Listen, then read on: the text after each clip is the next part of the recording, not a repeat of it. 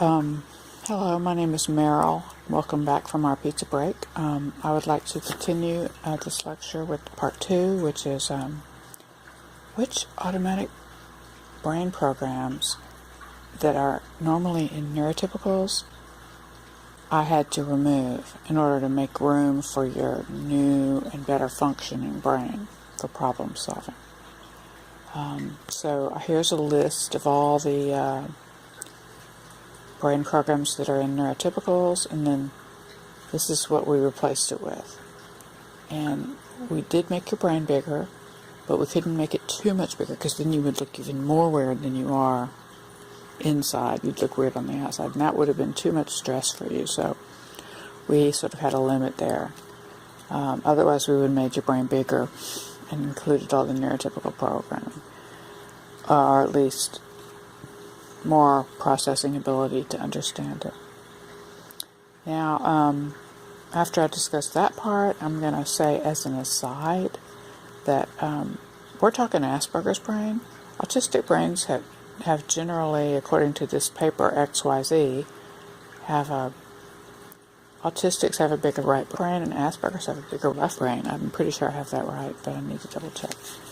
And I'm really totally summarizing this because the paper lists a bunch of different brain lobes, and this is bigger over here and this is bigger over there, and they have all these pictures, but it's just too much to remember. So just on average, okay. And it helps me remember that, it has to do with brain sizes of lobes. So the Aspies have a bigger left brain, which allows them to be the little professor that they are. And I'm using the old 1940s definition of Asperger's. Well,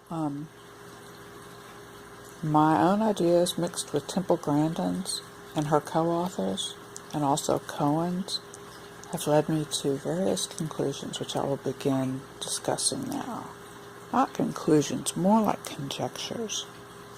I'll start out by saying that some people think that Asperger's and autistics' brains misfire and miswire, but I'm offering a different perspective. They don't misfire, they're just more sensitive. So we have to avoid electromagnetic equipment and people with bad vibes because it causes our brains to misfire. And then we might get anxious in a crowd, for example, when there's all those people's heart rate variability mixed up and hitting our brain. So we're more sensitive to electromagnetic fields anyway, right? So that, coupled with our sensitive synapses that not only are disturbed more easily than neurotypical synapses, but they also fire more easily. They're activated more easily. Well, I guess that is saying the same thing. And co-author and Grandin said that autistics and Asperger's see the file contents, but not the file cabinet. Or maybe we do see the file contents first and then the file cabinet. What this means is that, some people say that a certain part of our brain is damaged in the left side, and those are the neurotypicals that say that.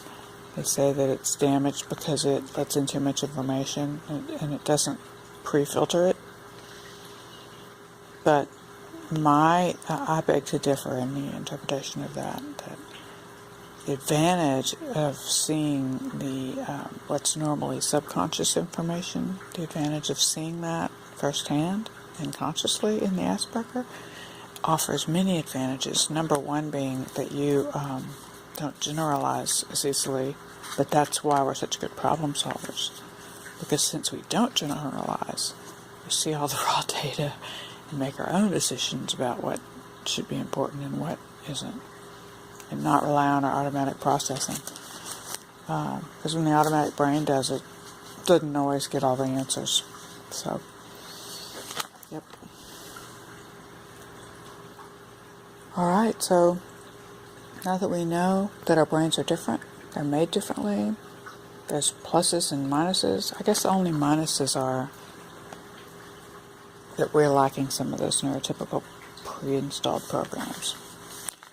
So, but what the advantages are, we have bigger processors, 65% more cells, blah, blah, blah. And